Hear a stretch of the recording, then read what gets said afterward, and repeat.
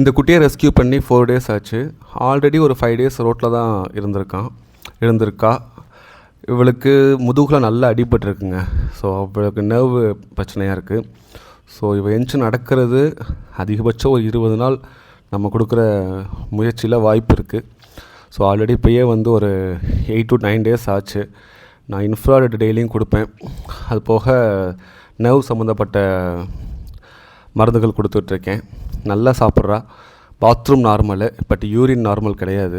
அதுவாக தான் போகுது. ஸோ பார்ப்போங்க. கொஞ்சம் அக்ரெசிவ் தான், ஆனால் கைக்கு வந்துடுறா. நான் ட்ரை பண்ணிக்கிட்டு இருக்கேன். முடிஞ்ச வரைக்கும் எந்த அளவுக்குங்கிறது இனிமேல் தான் தெரியும். பட்டு நம்ம முயற்சியை கைவிட வேணாம். முயற்சி பண்ணி பார்ப்போம். ஒரு 20 to 25 டேஸ், இன்னும் ஒரு 15 நாள் நான் வந்து முயற்சி பண்ணுவேங்க. அதுக்கடுத்து எந்த இம்ப்ரூவ்மெண்ட்டே இல்லை அப்படின்னா லைஃப் லாங் நம்ம செல்ட்ரக் மூவ் ஆன் பண்ணிடுவேன். இருக்க வரை இருக்கட்டும்னு. நன்றிங்க.